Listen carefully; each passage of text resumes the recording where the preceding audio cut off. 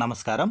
మనబడి మన భవిష్యత్తుకు సంబంధించినటువంటి సర్ప్లస్ ఇన్ఫ్రాస్ట్రక్చర్ని ఐడెంటిఫై చేసి మండల వారీగా, జిల్లా వారీగా మరియు జోన్ వారీగా సర్ప్లస్లో ఉన్నటువంటి అంశాలన్నింటినీ పరిశీలన తీసుకుని ఏ పాఠశాలకైతే అవసరమో ఆ పాఠశాలకు సంబంధించినటువంటి రేషనలైజేషన్ అనగా ఇన్ఫ్రాస్ట్రక్చర్ రేషనలైజేషన్కి సంబంధించినటువంటి డేటా ఇవ్వమని మండల విద్యాశాఖ అధికారుల నుంచి ఉత్తర్వులు జారీ చేసిన సందర్భంగా ఫేజ్ 1 అనగా 2021లో జరిగినటువంటి ఫేజ్ 1, తదుపరి ఫేజ్ 2 మరియు ఇప్పుడు జరుగుతున్నటువంటి ఎంపీఎస్లో ఉండేటటువంటి డేటాని ఎలా ఆన్లైన్ నుంచి రికవర్ చేయాలి, మనబడి మన భవిష్యత్తుకు సంబంధించినటువంటి యాప్ నందు ఈ క్వాంటిటేటివ్ స్టాటిస్టిక్స్ ఎక్కడ ఉంటాయి, డ్యూయల్ డెస్క్లు కానివ్వండి, గ్రీన్ చాక్ బోర్డ్స్ కానివ్వండి, smart TVs, fans, RO plants తదితర అంశాలు మన పాఠశాలకు ఎన్ని శాంక్షన్ చేయబడ్డాయో ఈ వీడియో ద్వారా తెలుసుకుందాం. ఈ ఇన్ఫ్రాస్ట్రక్చర్ రేషనలైజేషన్లో మనం ఇవ్వవలసినటువంటి డేటా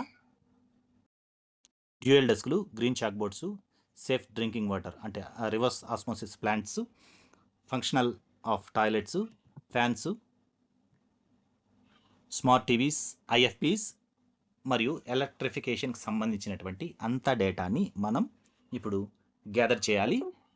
ప్రస్తుతం కొత్త ఉపాధ్యాయులకు ఈ డేటా ఎక్కడ దొరుకుతుంది, ఈ డేటాలో ఉండేటటువంటి అంశాలను ఎలా ఇవ్వాలి అనేది ఈ వీడియో ద్వారా తెలుసుకుందాం.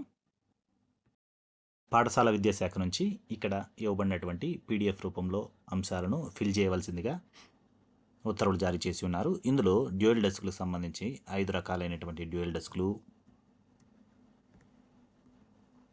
అదేవిధంగా జీసీబీ అనగా green chalk board, smart TVs, IFB panels, fans, RO ప్లాంట్స్కి సంబంధించినటువంటి క్వాంటిటేటివ్ స్టాటిస్టిక్స్ అనగా మీ పాఠశాలలో ఉండేటటువంటి డేటా ఇవ్వాలి. ఒకవేళ సర్ప్లస్ అయితే పక్క పాఠశాలలకు అడ్జస్ట్ చేస్తారు. ఒకవేళ మీకు లేకపోతే డెఫిషియట్లో ఉంటే పక్క పాఠశాల నుంచి మన పాఠశాలకు ఇవ్వడం జరుగుతుంది. దీనికి సంబంధించినటువంటి డేటా లీప్ యాప్లో ఎలా దొరుకుతుందో చూద్దాం. లీప్ యాప్ నందు డిపార్ట్మెంట్ లాగిన్ క్లిక్ చేయాలి. క్లిక్ చేసిన వెంటనే స్కూల్కి సంబంధించినటువంటి యూజర్ ఐడి, పాస్వర్డ్ను ఇచ్చి లాగిన్ కావాల్సి ఉంటుంది. లాగిన్ అయిన తర్వాత 4వ టైల్ అయినటువంటి గవర్నెన్స్ను క్లిక్ చేయాలి. ఇందులో 4th ఆప్షన్ అయినటువంటి ఇన్ఫ్రాస్ట్రక్చర్ను క్లిక్ చేసిన వెంటనే మనకు సింగిల్ టైల్ ఎస్టీఎంఎస్ అనబడేటటువంటి ఆప్షన్ కనబడుతుంది. దాన్ని క్లిక్ చేసిన తర్వాత మనబడి మన భవిష్యత్తుకు సంబంధించినటువంటి సింగిల్ టైల్ ఉంటుంది.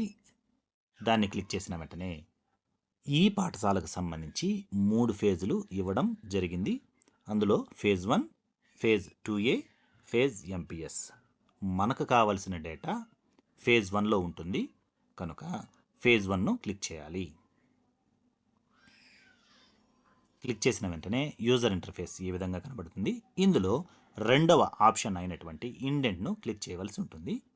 ఇండెంట్ను క్లిక్ చేసిన వెంటనే ఇక్కడ కనబడుతున్నటువంటి అన్ని ఆప్షన్స్ని మనబడి మన భవిష్యత్తు ప్రకారం కాంపోనెంట్స్ అంటాం. ఇందులో మొదట ఫర్నిచర్ను క్లిక్ చేయవలసి ఉంటుంది. ఈ ఫర్నిచర్ నందు మొత్తానికి 5 రకాలైనటువంటి డెస్క్లు, టీచర్లకు సంబంధించినటువంటి టేబుల్స్ కానివ్వండి, టీచర్లకు సంబంధించినటువంటి చైర్స్ కానివ్వండి, పాఠశాలకు సంబంధించినటువంటి అల్మారాస్ ఇందులో క్వాంటిటీ ప్రకారం ఇవ్వడం జరుగుతుంది. 1 నుండి 3 తరగతులకు సంబంధించినటువంటి డెస్క్లు మల్టీ కలర్లోను, 4 నుండి 6 తరగతులకు సంబంధించినటువంటి డెస్క్లు ప్యారెట్ గ్రీన్ కలర్లోను, 7 నుండి 10 మరియు 8 నుండి 10 సంబంధించినటువంటి డెస్క్లు ఇంక్ బ్లూ కలర్లో ఉంటాయి. ఈ పాఠశాలకు సంబంధించినటువంటి 1 నుంచి 3 తరగతులకు నాడు నేడు ప్రాజెక్ట్ కింద 66 డెస్కులు డ్యూయల్ డెస్క్లు ఇవ్వడం జరిగింది. అదేవిధంగా 4 నుంచి 6 తరగతుల కింద టైప్ 2 33 డెస్క్లు ఇవ్వడం జరిగింది. అదేవిధంగా అల్మారాస్ 1 ఇవ్వడం జరిగింది. ఈ అల్మారాస్ 4 అరలతో కలిగి 4 ఉపాధ్యాయులు ఉపయోగించుకునే విధంగా ఉంటుంది. ఈ డేటాని మనం ఎంఈఓ ఆఫీస్కి ప్రిస్క్రైబ్డ్ ఫార్మేట్లో ఇవ్వడం జరుగుతుంది. తర్వాత గ్రీన్ చాక్ బోర్డ్స్.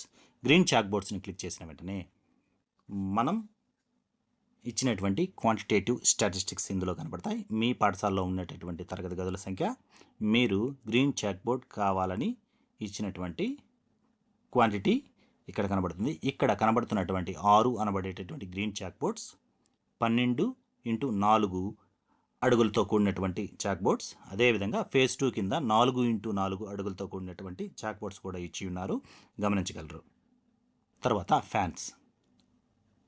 ఇది 2 రకాలైనటువంటి క్వాంటిటేటివ్ స్టాటిస్టిక్స్ను గమనిస్తుంది. ఇది ప్రాథమిక పాఠశాలకైతే ప్రతి తరగతికి 2 చొప్పున ఇవ్వడం జరిగింది. అదేవిధంగా ఉన్నత పాఠశాలకు ప్రతి తరగతికి 4 చొప్పున ఇవ్వడం జరిగింది. మీరు చూస్తున్నటువంటి ప్రాథమిక పాఠశాలందు 12 ఇవ్వడం జరిగింది. అంటే 6 తరగతి గదులకు సంబంధించి 6x2 12గా ఇవ్వడం జరిగింది. తర్వాత డ్రింకింగ్ వాటర్ సప్లై సిస్టమ్. దీన్నే మనం ఆర్ఓ సిస్టమ్ అని అంటాం. ఇది టైప్ 3 సంబంధించినటువంటి సిస్టమ్. కానీ మనకు సప్లై చేసినటువంటి ఆర్ఓ సిస్టంలో ఇది టైప్ 1, టైప్ 2, టైప్ 3 అని మీరు గమనించి దాన్ని మెన్షన్ చేయవలసి ఉంటుంది. అదేవిధంగా ఇంగ్లీష్ ల్యాబ్ అనేది వెరీ ఫ్యూ పెద్ద పాఠశాలలకు, పిఎంసి పాఠశాలకు మాత్రమే శాంక్షన్ చేయబడ్డాయి. కానీ ప్రైమరీ స్కూళ్ళకు దాదాపు లేదు. సో దీనికి సంబంధించినటువంటి డేటా ఇవ్వాల్సినటువంటి అవసరం లేదు. ఈ విధంగా ఎంఈఓ ఆఫీస్ నుంచి ఇవ్వబడినటువంటి పీడిఎఫ్ నందు స్టాటిస్టిక్స్ని క్వాంటిటేటివ్ రూపంలో రాసి ఆఫీస్కి హెడ్ మాస్టర్ గారు సబ్మిట్ చేయవలసిందిగా కోరడం అనేది. Thank you.